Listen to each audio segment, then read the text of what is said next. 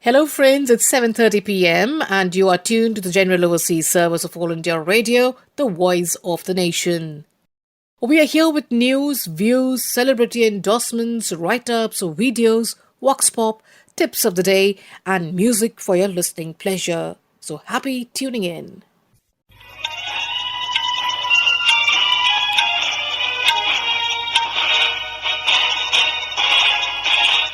This is the General Overseas Service of All India Radio. Namaskar. The News Snippets. Read by Maria Albina Michael. Prime Minister Narendra Modi addressed the Economic and Social Council ECOSOC of the UN. He said it was important to assess the UN's role and relevance in today's world. Prime Minister said multilateralism needs to represent the reality of the contemporary world. He added, only reformed multilateralism with a reformed UN at its center can meet the aspirations of humanity. Mr. Modi said as the world celebrates the 75th anniversary of the founding of the UN, it is an occasion to recognize UN's many contributions to human progress. Prime Minister said India's initiatives in setting up International Solar Alliance and Coalition for Disaster-Resilient Infrastructure are practical examples of multilateralism in action to address climate change. Prime Minister said India has always been the first responder in the South Asian region during any calamity. During the COVID-19 pandemic, India has extended medical and other help to 150 countries. Prime Minister informed the ECOSOC gathering. Defence Minister Rajnath Singh, who was on a visit to Ladakh, has said no power on earth can either touch or capture an inch of Indian territory. Two Indian pharma companies, Bharat Biotech and Xylus Cadila, have started the human trials for their COVID-19 vaccines. AIIMS Patna and Postgraduate Institute of Medical Science Rohtak have become second of the 12 sites where safety and effectiveness of the vaccines would be tested. 653,751 people have recovered from COVID-19 in the country. 17,994 people have recovered in the past 24 hours. 361,024 tests for COVID-19 were conducted in the last 24 hours. 4 terrorists were killed by security forces in Shopian during a search operation in Jammu and Kashmir. Huge cache of arms have been recovered. Iranian President Hassan Rouhani has said that 25 million Iranians have been infected with COVID-19. And that is the end of the news snippets.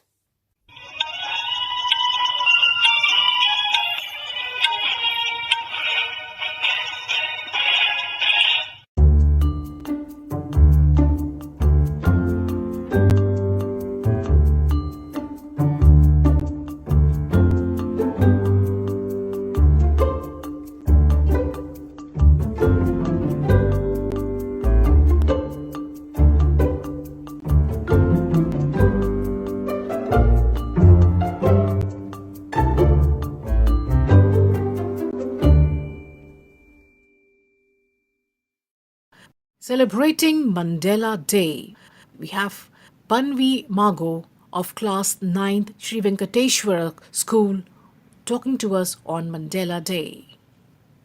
What counts in life is not the mere fact that we have lived. It is what difference we have made to the lives of others that will determine the significance of the life we lead. Namaskar. My name is Pavni Kormago and I study in Sri Venkateshwara International School, and I would like to say a few words on the International Mandela Day.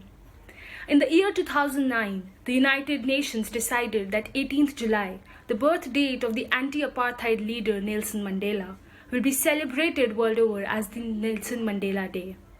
It was embarked as the day to recognize the efforts of Sri Nelson Mandela in helping his people overcome the racial prejudice of apartheid government, and for everyone to celebrate the equality of human race.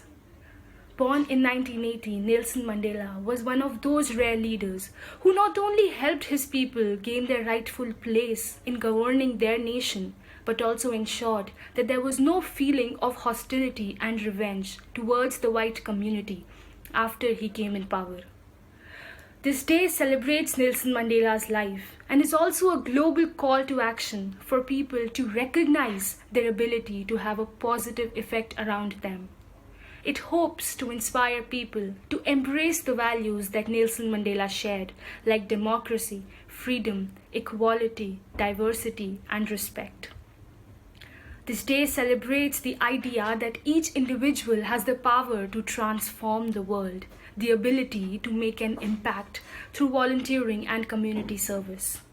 Many people and organizations all around the globe are encouraged to engage in activities like visiting animal shelter homes, reading to those people who can't see, donating food, visiting orphanages and old age homes, and to initiate a change that can inspire the people around them. In the end, let us remember what the Mandela Day campaign message tells us. Nelson Mandela has fought for social justice for 67 years. We are asking you to start with 67 minutes. Thank you. Prasar Bharati, in collaboration with National Book Trust India, presents Story Lounge on All India Radio. Contrary to popular perception, reading habits are not on the wane due to multiple sources of information emerging on digital platforms.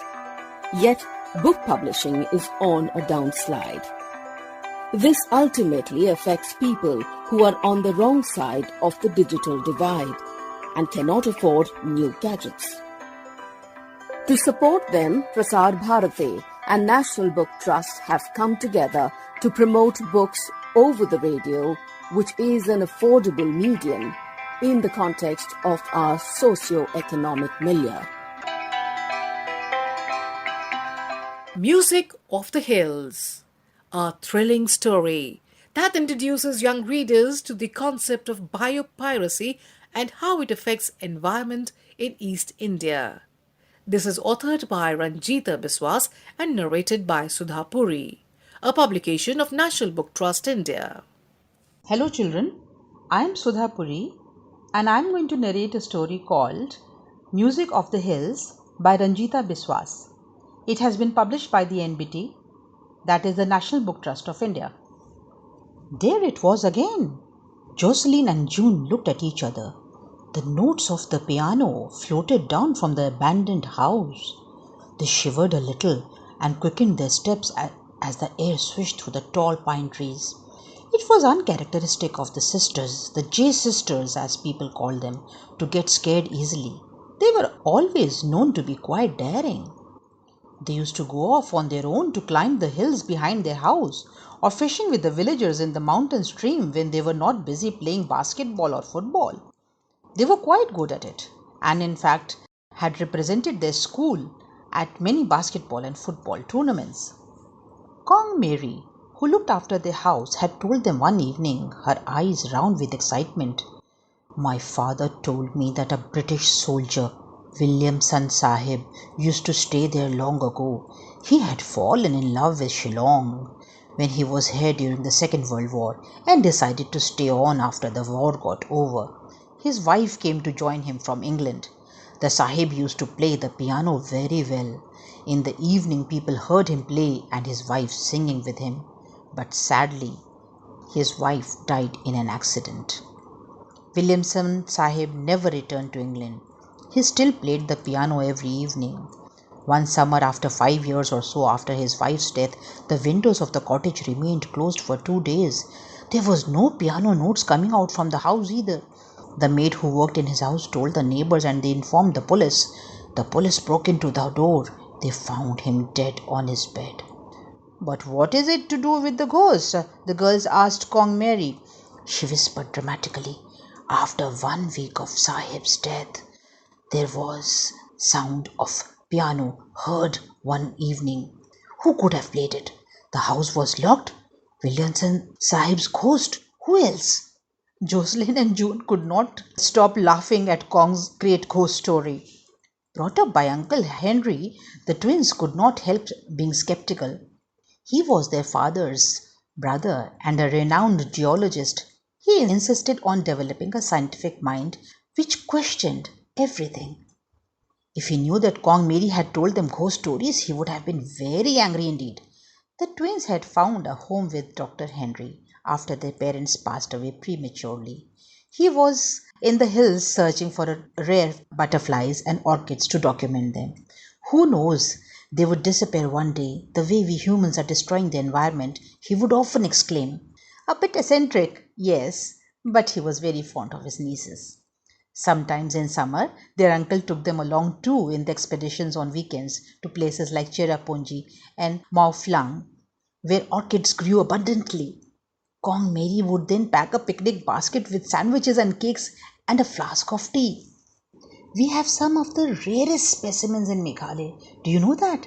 There are more than 300 species in the state alone, he would say proudly. As for the twins, one day as they were coming back from school, the moody Shillong weather had suddenly changed. It was so sunny a little while ago, but suddenly it turned dark. Heavy raindrops started falling suddenly. They ran to the nearest place to take shelter. It was the veranda of the haunted cottage.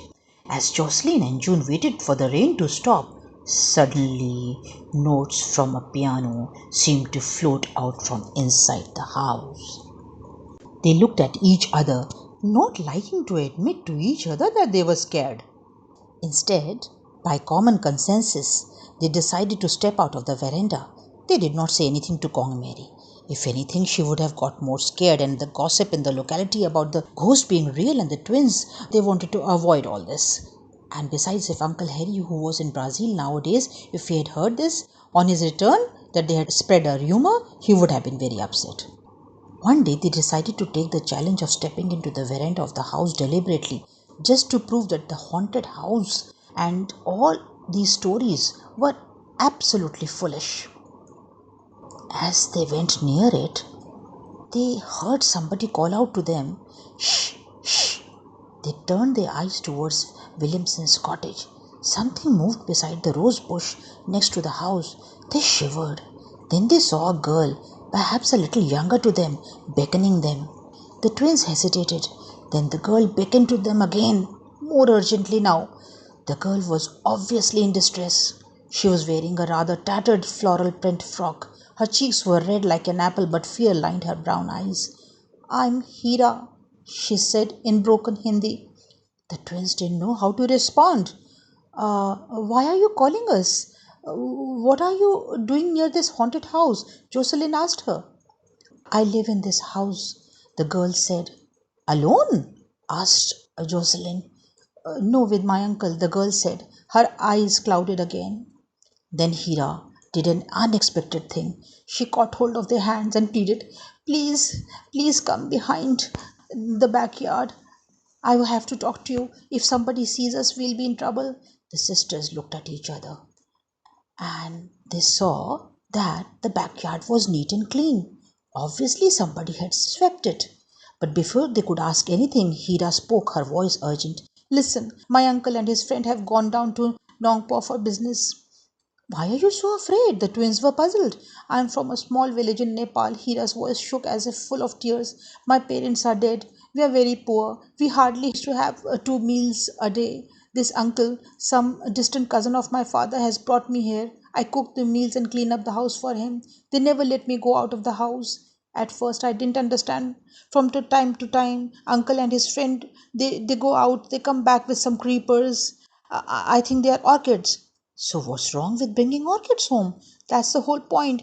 They have forbidden me to talk to anybody about it. They talk about things I don't understand. Airport, police. Also, they always enter the house from the back door. Whenever they see people near the cottage, they play music. Now they have taught me also to play it. They have threatened me that if I say anything to anybody, they are going to kill me." The sisters were stunned. What was the meaning of all this? "One thing I know very well. They are thieves. It has to do something with the orchids. I want to go home at least to some other place," said Hira. "Please help me."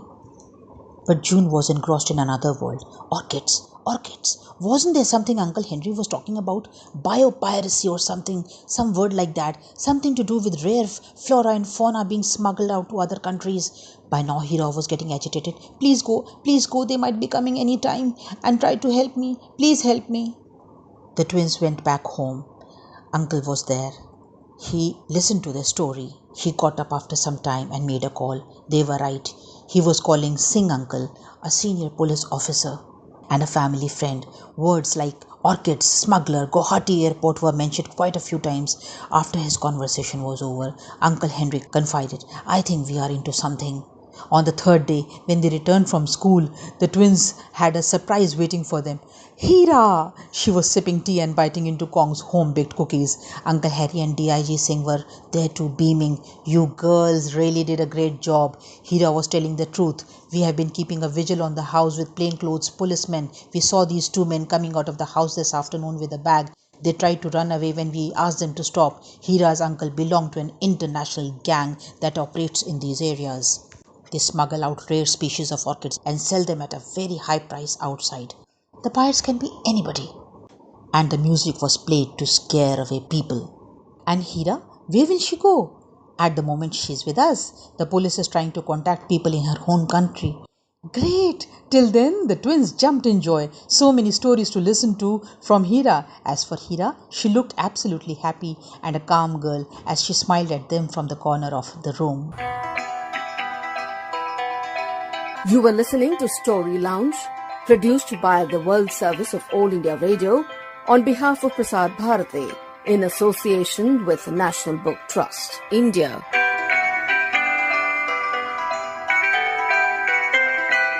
Story Launch comes to you every day, same time, same channel.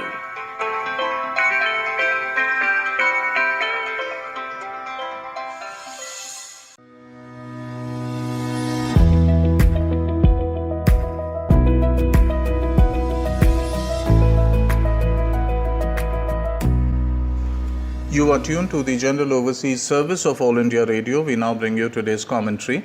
Indian assistance to Maldives, a big help amid the pandemic. It is scripted by Dr. M. Samatha, strategic analyst on Indian Ocean region, and read by Kaushik Rai. Amidst the global pandemic, India's development assistance continues to help neighboring countries to address their specific socio-economic needs. India provided outdoor fitness equipment for 61 islands of Maldives this week. The equipment provided was part of India's grant assistance for socio-economic development projects across Maldives announced in March 2019 during the visit of President Mohammad Ibrahim Soli to India. India had agreed to provide grant assistance of $5.5 million for the implementation of high-impact community development projects through local bodies and a cash grant of $6.9 million for implementation of socio-economic and development projects. Speaking on the occasion, the Speaker of Maldives Parliament, Mohammad Nasheed, underscored the importance of Maldives' relations with India. He said Maldives cannot grow and develop if it abandons close relationship with India, and urged the other leaders to make sensible and wise decisions while dealing with the closest allies and neighbors such as India. The Minister of Foreign Affairs, Abdullah Shahid, said the project has the potential to revitalize the strong bonds of community and kinship amongst the island communities and help in promoting healthy lifestyle. The project, having widest geographical reach and beneficiaries among grant projects, is expected to help India to reach out to the population living in islands along with the government of Maldives. India is also planning to assist in developing children's parks across 68 islands of Maldives in 4 months' time, another endeavor that can reach out to most of the islands. The socio-economic development of atolls has been an important election pledge of the government of President Mohammad Ibrahim Soli, and efforts are being made in this direction with India's grant assistance. After the change of government in Maldives in November 2018, there is a visible shift in bilateral relations between India and Maldives. High-level visits helped in reinvigorating the bilateral relations. India announced financial assistance of $1.4 billion and new line of development work under the $800 million line of credit. Convergence of interest and outlook is a plus point in bilateral relations in recent years. Implementation of agreed projects amid the global pandemic also underscores the deep ties between the two countries. Maldives is battling to control the spread of coronavirus. Maldives has reported more than 2,800 cases which are confirmed. Reaching out to people in around 1,000 islands of Maldives which are spread in the Indian Ocean is a difficult task, and the government of Maldives has taken various initiatives at the governmental and community levels to handle the health crisis. The island's main sources of revenue is the tourist attractions. India has been the first respondent to natural disasters in Maldives. In January 2020, it provided 30,000 doses of measles vaccines to Maldives on an emergency basis. After the COVID-19 outbreak, India sent medical assistance to Maldives in May 2020, along with 600 tons of food supplies as part of Mission Sagar. Maldives participated in the South Asian Association for Regional Cooperation (SAARC) leaders meeting to discuss the pandemic faced by the region. President Soli highlighted the economic impact the island will have to face owing to the dependence on tourism and exports. The World Trade Organization (WTO) estimated that the global trade is going to fall between 13 to 32% in 2020. Maldives' economy in particular is vulnerable to disturbance in world trade and commerce. Therefore, the International Monetary Fund (IMF) approved the disbursement of $28.9 million under Rapid Credit Facility (RCF) to help cover the balance of payments and fiscal needs. There are also reports of India setting up an air bubble or air travel bridge with Maldives that can help in tourism revenues to Maldives. Maldives is also considering reprioritizing and strategizing the foreign policy to minimize the effects of global pandemic on its economy. It will look at more avenues for enhancing trade and investment. India would try to help Mali gain maximum leverage by speedy implementation of agreed projects in the island nation. The global pandemic scenario, confrontation between the big powers, and the bilateral tensions between India and China are other factors that may determine the cooperation between India and Maldives.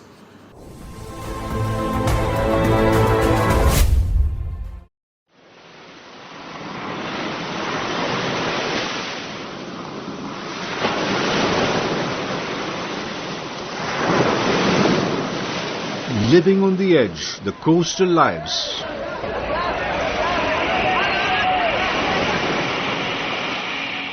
Fisherwomen take the lead in adapting in Bhimli.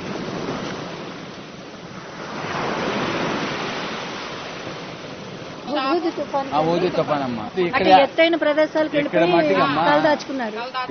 ఇల్లు గేసి వెళ్ళిపోయామ్మా, ఇంకా మేదకి వెళ్ళిపోయామ్మా ఇల్లు ఇక్కడ మా ఇల్లు గేసి. My name is Ratna. I'm from Bhimli. When Hudhud cyclone came, because of the strong wind forces, the huge waves have crashed into our houses, because of which we had to move to higher places. The fishing community of Bhimli lives a hazy life at the edge of the beach for their livelihood.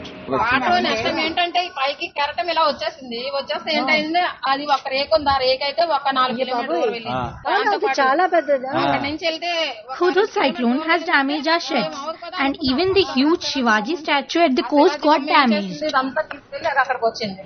The fishing households are busy, engaged in seashore-based activities like sorting, weighing, salting, drying and marketing. ఆ చేపలు చెల్లకుంటే దాన్ని కోచి ఉప్పు పెట్టి దాన్ని కడిగి ఎండ పెట్టినందుకు ఒక 2-3 రోజులు గ్యాప్ ఇచ్చి అప్పుడు అమ్ముతాం. అంటే 2 రోజులు ఎండాలా? The fishes which are not sold in the market are dried under the sun after applying salt for 2-3 days. చెల్లలేని అంత అవకాశం. The fishermen work hard to harvest the maximum fish to raise their family income, as they are supported by their better halves equally.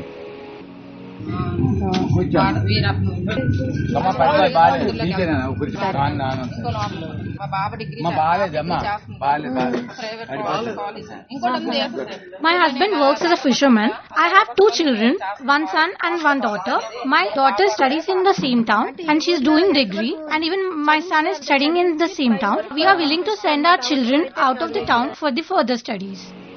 The women of Mangamaripeta are still continuing the ancient tradition of going out to sell the fish and dry them out in the sun in whatever little space they have.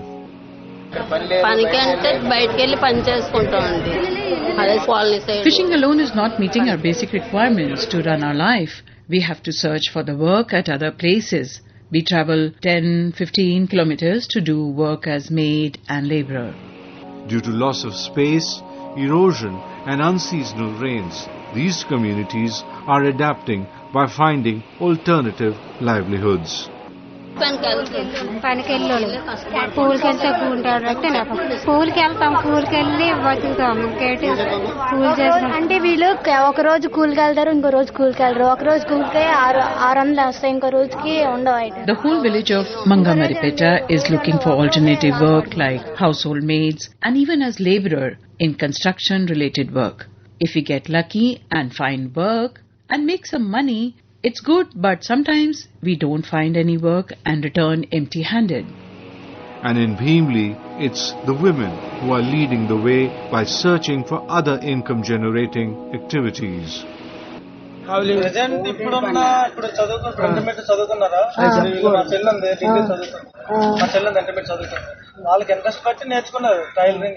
I'm from Bhimli. The girls in our town who are interested in stitching are encouraged to learn the art of stitching, embroidery, etc. to earn a decent living. But the women at Pedda Jalaripeta, staying in the urban areas, are getting better opportunities at work. They are consciously taking care of their health and even educating their new generation of grandchildren to empower them with better opportunities. అందుకే అప్పుడు చదువులు లేవు కదా, అప్పుడు పిల్లలు మా పుట్టిన పిల్లలే చదివించుకున్నాం. చదువు లేదు కదా, మీరన్నా అదే వాళ్ళు చదువుకుంటే వాళ్ళ బాధ్యత వాళ్ళు చేసుకుంటారు కదా, వాళ్ళ బాధ్యత. I'm Ammaramma from Pedda Jalaripeta. We didn't have education in our times, but we are educating our children so that they can stand on their own feet and earn their livings. For the fisher folk community of Bhimli, it is the women who haven't given up. 10 years నుంచి అందరినీ చదివించడం ఇక్కడంతా అంతేనండి. Next time వాళ్ళతో అమ్మికుందా అక్కడంతా 20 వరకు అయితే మళ్ళీ ఇంకా తక్కువ అంతలా చేస్తారు. మా దగ్గర మటుకి 20-25. I'm from Bhimli. I'm a fisherwoman. Earlier, we used to get our daughters married at very young age, but now we are getting our daughters married from the age of 22 to 25 years. The fisherwomen are adapting their lifestyles by opting for alternative professions to outlast the risks for sustenance. As the weather conditions worsen, resilience to recover from damage becomes the next best step, as prevention and cure becomes the two necessary tools to ensure safety and survival. ఈ ఆడవాళ్ళకు కూడా అదే పరిస్థితి, మగవాళ్ళకు కూడా ఆడవాళ్ళు వెళ్ళరు. ఈ ఆడవాళ్ళు అయితే ఇంకా పరిస్థితులు బాగుండదని ఇంటి పనికో దేనికో. I'm Nirmala from Pedda Jalaripeta. As fishing is not profitable anymore, we are forced to look for alternative jobs. Men often go to work as laborers and we women find work as housemaids. Both living on and off the coast has its own challenges for a life that has been led mostly near the shore. The waters will always guide them home, while the women become the community's wayfarers. Erramma కేసు మెర్రమ్మ సమస్యలు water పావడము, water లేదు, bathroom పావడము, చేపలు పెట్టి మరి ఇదిలో అమ్మమంటే అన్ని తక్కువ రేట్లకి అడగడము, మరి ఏ పనిలోకి వెళ్తే ఎక్కడ పనులు దొరకడం పోవడము. My name is Aram. I am from Mangamaripeta. We have an acute problem of drinking water as we stay near the sea. The water is all salty. It is because of salty water our health is deteriorating. We are facing lot of difficulties because of this. And then there is a sanitation issue as well, with no proper washroom facilities. Living near the sea is getting difficult. During ban season, our men are not allowed to fish. So it's difficult getting along with the life by each passing day.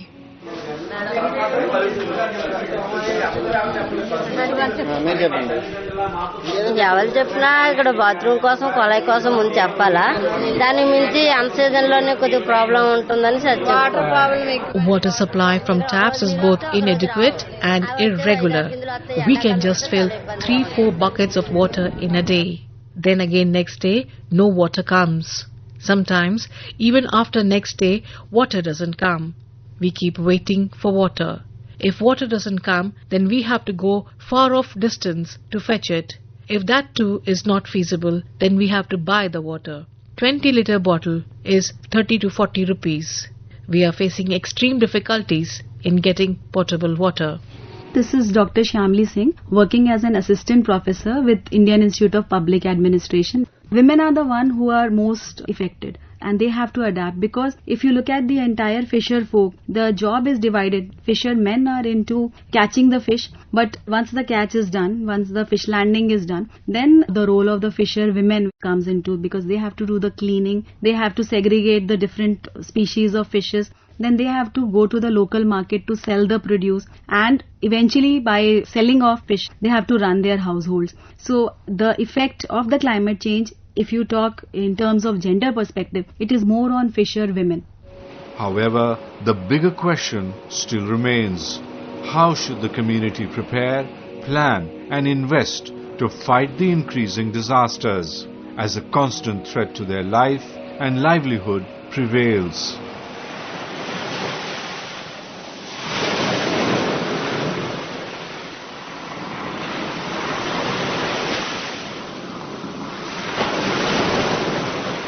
In our next episode of Living on the Edge, The Coastal Lives, tune in as we focus on how the reverence for fishing remains in the community.